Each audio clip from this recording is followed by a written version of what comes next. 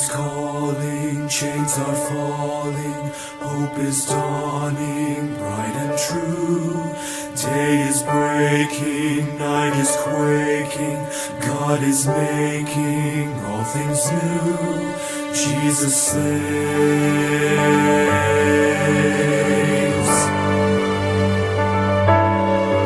Hear the heart of heaven beating, Jesus saves, Jesus saves, and the hush of mercy breathing, Jesus saves, Jesus saves.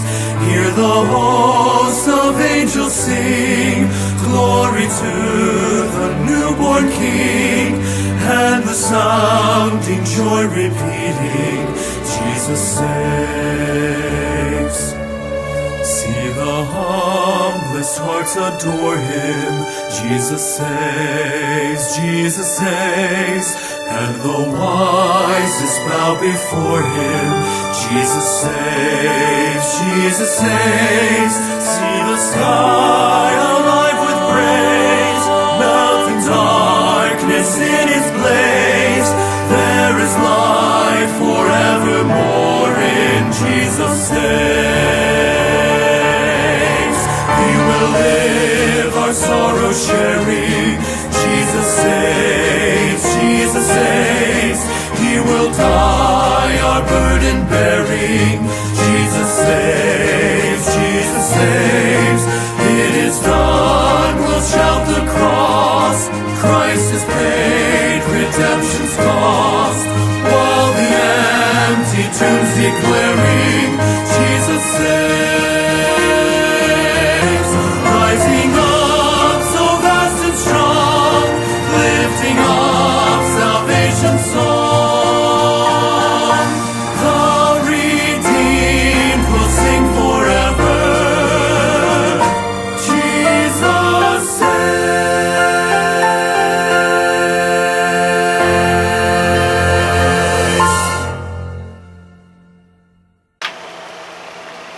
Okay mga higala, daghang salamat o mayong adlaw kaninyong tanan. Salamat sa grasya sa Ginoo. Dako nga grasya sa Ginoo, dako nga kaluoy sa Dios nga nakaangkon tanini nga mao nga mga kaluwasan, no, kaluwasan sa tong kalag pinaagis pagtuo ni Ginoong Hesus. Ug mga higala, wala mi lain nga isangyaw, itudlo ani nga mao nga programa gawa sa kaluwasan sa Dios. Kay importante mga higala maluwas ta. Tungod kay nagingon ang Bible, unsa may kapuslanan maangkon nimo ang kalibutan kalaglagan sa imong kalag. No, kay nga atong kalag mga higala importante atubangan sa Dios, kay kani atong lawas madugta ra ni. No, adto ra ni padung sa minteryo, mga matay gyud ta. Kay matod pa naingon na ang Biblia nga sa Hebreano 9:27 kay maingon nga ang tao mamatay makausa tapos niya na mo ang paghukom. No, muna atong nga pamalandungan mga higala nga og ato nga dawaton sa atong kaugalingon nga mga matay gyud ta o kinahanglan mangandam ta sa eternidad. Muna nga naami ani nga mao nga programa because ang among tuyo ug tumong mga higala nga ang matag-usa nato makapangandam ta. Ang matag-usa nato masayod ta sa kamatuoran, no, kay ang eternidad mga higala wala na pagbalik, no. Mayon ang mobitaw giingon ganina nga ini kamatay nato hukom. It's either adto ba kas langit or adto kas impierno, duha ra may lugar nga atong pag-atuon, no, kay wala man gyud purgatorio mga higala mato imong tanaw ng Biblia. No, kay wala man gyud purgatorio na sa Biblia. Ganin ingon sa Lucas kapitulo 16, basaha sa imong Biblia, naa kay Biblia naidako kayong bungaw gaali, no, nga sila nga naa sa impierno dili makalabang sa langit, ug sila nga naa sa langit dili pod makaadto sa impierno, no. So asa man ang purgatorio diya, wala man, no. So dili na mga higala tungod kay ang judgment sa Dios final na siya, no. Dito sa eternidad wala na higayon. Mao bitaw tong taong dato sa diha nga naadto siya sa impierno, giingnan niya padtua sila ang mga propeta sa among balay kay para dili sila maaris akong kahimtang karon. Ingon si Abraham, naa sila dito kung di sila maminaw, parehas sa gyud na sila nga maanha nimo. So igala dili ta gusto nga I know ikaw nga naminaw karon di ka ganahan moadto sa kalayo sa impierno. But niyon ang Bible tungod kay makasasala ta, kita tanan padung didto. Mo bitaw sa hinungdan namatay si Jesus Christ dito sa cross para bayran ang atong sala. Ug pinaagi sa pagtuo niya maluwas ta makaangkon tag kinabuhing walay katapusan. No? Mo bitaw na giingon ba nga lisod kaayo nga nagsudong ang Dios nga iyahang bugtong anak namatay dito sa krus. Ang iyaharag yung requirements o gipangayo nato para makaangkon tas kinabuhing dayon tuohi ang iyahang bugtong anak nga namatay dito sa krus nga nagbayad sa tong sala. Ningon ang Bible maluwas ta. No? Ug dako nga insultos Ginoo, ug dako nga kasuko sa Dios. Sa niaging programa ato nang gihisgutan nga dako kayong kasuko sa Dios kun imong balibaran ang mao nga kaluwasan. Kun maningkamot ka sa imong kaugalingon, mangita kag laing paagi nga maluwas ka, muna nga kapungot sa Dios ang imong madangatan. Ug karon mga higala atong hisgutan kining dako kaayo nga gugma o grasya sa Dios nga iyang gihatag diri nato. Ug atong basahon kani sa Epeso kapitulo 2. No, og kamo iyang gibanhaw kinsa kaniadto mga patay diha sa kalapasan ug mga sala. Dinhi niini sa miagi nga panahon kamo naglakaw sumala sa paagi sa pagkinabuhi niini nga kalibutan, sumala sa prinsipe sa gahom sa kahanginan, ang espiritu karon nga nagalihok diha sa maanak sa pagkamasinupakon. Taliwala kanila usab kitang tanan nagbaton sa atong pagkinabuhi sa miagi nga panahon diha sa mga pangibog atong unod nga nagatuman sa tinguha sa unod ug sa unahuna ug sa kinaiyahan nga mga anak sa kapungot bisan sama sa uban. Apan ang Dios kinsa adunahan sa kaluoy tungod sa iyang dakong gugma nga pinaagi nini siya nahigugma kanato, no? Bisan sa diha nga kita mga patay diha sa mga sala, nagbanhaw kanato pagtingob uban ni Kristo. Pinaagi sa grasya kamo nangaluwas. So mga igala, saysay ni Apostol Pablo nga to sa mga taga-Epeso nga gingnan niya nga kita kaniadto sa diha nga naapata naglakaw ta sa atong unod, naglakaw ta sa atong kinabuhi nga masalanon, masinupakon sa Ginoo. Iyon ang Biblia, mga patay ta tungod sa sala, no?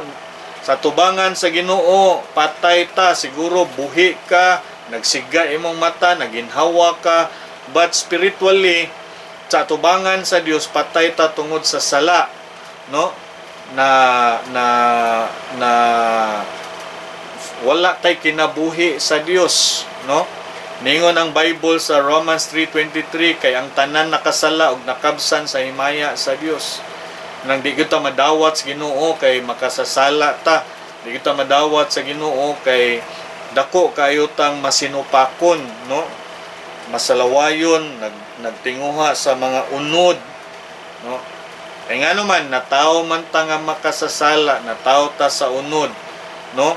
Nya natawo ta sa linya ni Adan nga atong pirmirong ginikanan nga mga makasasala, no? Kay ningon ang Biblia pinaagi ni Adan ang tanan nakasala, so walay exempted, apil ka na, no? Kay kung di ka mo dawat ni ana nga makasasala ka, di gyud ka makaangkon aning kaluoy sa Ginoo, di gyud ka makaangkon aning kaluwasan nga iya sa Dios, kay kamot man ka, naninguha ka man kanunay.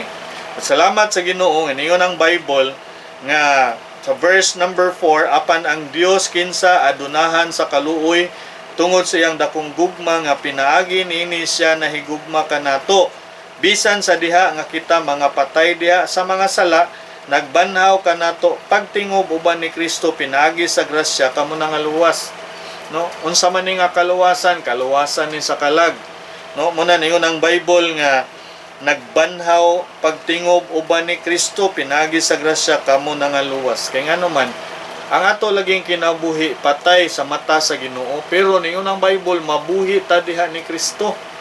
Noon sa man ang mabuhi ta diha ni Kristo,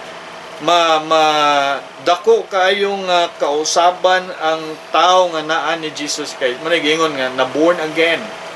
No? Muna makakita tag mga tao nga na born again, ang tinud-anay manggod nga born again mga higala, aduna siya relasyon sa Dios. No, kay ang atong kaluwasan is not about religion. It is about relationship. No? Napasig-uli ka sa Dios. Na matarong ka pinagi ni Ginoong Hesus. Yun ang Bible, na himo kang anak sa Dios, pinagi sa pagtuo. Pagdawat ni Kristo nga imong manluluwas. No? That's relationship. Munang daghan ng mga tao nang dangop og relihiyon, munang hangtod karon dili luwas. No? Kay mga higala, ang Baptist pundok na siya sa mga taong sigurog langit. No? Ming mga Baptist, mingon mi ninyo, siguro miglangit pinagi sa mong pagtuo ni Jesus Christ. No? Mao na ang mga Baptist, adunay kasiguruan sa eternidad. No, so sama sa mga apostoles kaniadto, ningon sa Apostol Pablo, kaya lang kanako ang pagkamatay mao'y pagdaog, ang pagkinabuhi. Ang pagkinabuhi mao si Kristo ug ang pagkamatay mo'y pagdaog.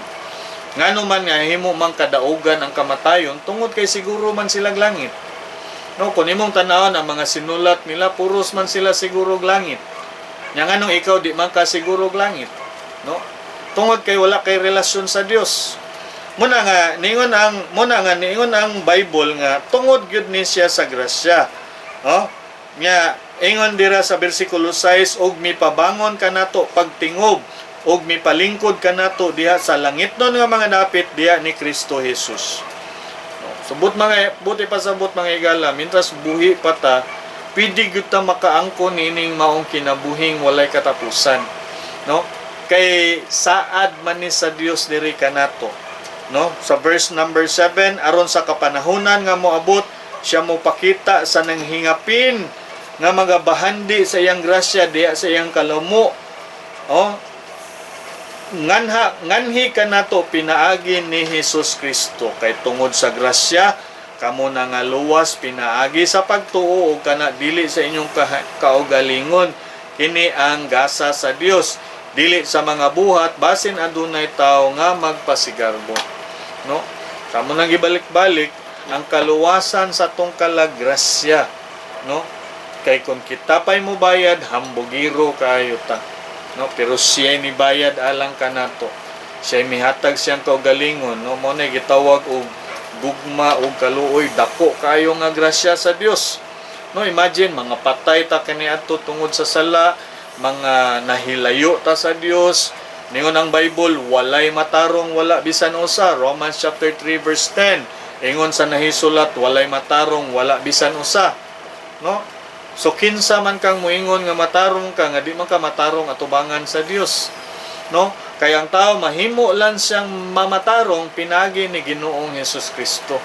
No? Dili pinagi sa balaod, dili paagi pagtuman sa balaod, kay wala gi nagtuman sa balaod nga mamatarong. Ano man mo nagingon sa Biblia. Oh, tanawa ra gud sa Galacia kapitulo 2 bersikulo 16. Nasayod nga ang usa ka tawo wala gipakamatarong pinaagi sa mga buhat sa balaod, apan pinaagi sa pagtuo ni Hesus Kristo, bisan kita mituo diha ni Hesus Kristo aron kita mamatarong pinaagi sa pagtuo ni Kristo ug dili sa mga buhat sa balaod, kay pinaagi sa mga buhat sa balaod walay unod nga pagamatarungon. May giingon sa Bible nga ang balaod dili makapamatarong sa tao. No, niyon ang Bible, ang makapamatarong sa tao ang iyang pagtuo diha ni Ginoong Hesus Kristo.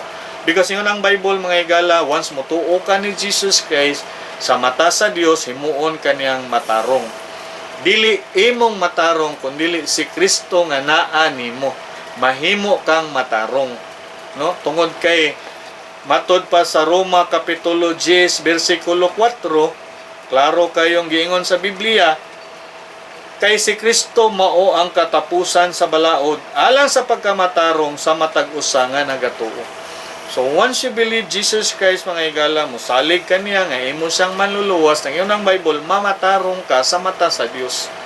Siguro sa mata sa mga tao di gihapon ka tarong, laway gihapon ka silang pananaw, but dili man na sa mata sa tao mga higala, sumala man sa unsay sulti sa pulong sa Ginoo. No, kay kun ako moingon ko nga matarong ko tungod kay buutan ko nang manggihatagon ko, dili man na siya counted atubangan sa Dios. Kaya ang tinuod nga matarong kadtong mituo ni Ginoong Hesus nga iyang maluluwas, mao toy himuong matarong sa Dios. Dili katong mga buutan sa atong pananaw. No, dili. Kay again sa mata sa Ginoo kita makasasala. Patay ta tungod sa sala. No, mga baho ta tubangan sa Dios. Apan salamat ni Jesus Christ nga mihatag siyang kaugalingon alang kanato. Naingon ang Bible, nakaangkon tag pagkamatarong gikan sa Dios. No, dili akong matarong kun dili si Kristo nga naa nako nga matarong. Munang nahimo kong matarong atubangan sa Dios. I hope klaro na nimo mga higala. Basaha imong Biblia, tun-i imong Bible, no? Kay aron nga dili ka mailad sa deception sa yawa, kay walay laing interesado maimpierno ta ang yawa. Gusto siya nga dili ta maluwas, gusto siya di ta mahibaw sa kamatuoran. Kay nagingon ang Bible, amahan na siya sa bakak. No? Sa sinugdanan, bakako na siya, yang giilad atong ginikanan. Kay gusto siya nga makuyog ta niya. But salamat sa Ginoo, gitagaan tag kaluwasan, gitagaan tag paagi nga makaangkon tag eternal nga kinabuhi, kuyog sa Ginoo, pinagi ni Jesus Christ. Kay kana siya, grasya na siya, libre walay bayad. Kung mutuog, musalig ka, malangit ka. No, ayaw tuuan ng paagi siyawa mga higala nga di ka malangit. No, lisod ang pag-adtog langit. No, gara lisod yun kung ikaw mo'y maningkamot. Pero salamat, again, Jesus Christ mo'y nibayad na to. Higala, duol na ni Kristo karon. Akong kang agnihon, duol na. Human na nga programa na ay pagampo sa paghinulsol, pagampo sa pagdawat ni Ginoong Hesus, buhata na. Ug ako'y paniguro nimo 100% nag-ingon ang Bible, maluwas ka. Interesado ba ka maluwas? Sigala dawata siya karon nga imong maluluwas. Ug ganahan pa ka makat-on ining mga butang nga paybaw ami. Naa ang numero namo diha, paybaw ami or message sa amo ang Facebook page aron matabangan ka namo mga higala, aron motubo ka diha sa kahibalos kamatuoran. Ug ikaw pod makashare ngadto sa imong mga mahal sa kinabuhi nga sila sad maluwas. Sila sad makasigurog langit.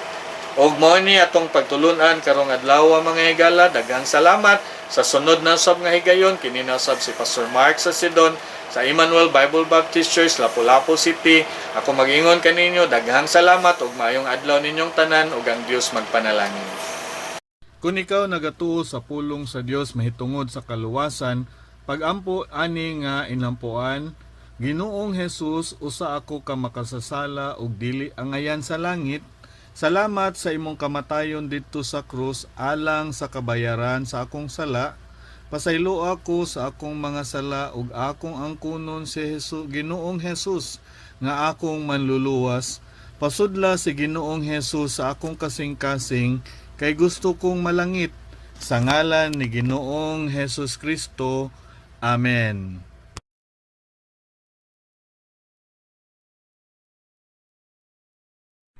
Higala kung ikaw na panalanginan kini nga mao nga broadcast karon among paghangyo kanimo nga paybawa kami pinagi sa pag-text kanamo or pinagi sa pag-message sa amo ang Facebook page ug kami malipay mutabang kanimo ug mugiya kanimo sa kamatuoran nga ang kaluwasan pinagi lang ni Ginoong Hesus ug ang kasiguruan naa lamang sa iyahang pulong ug ikaw makabaton niini nga kasiguruan kabag-uhan sa kinabuhi ug malipay kami mo tabang kanimo mga higala.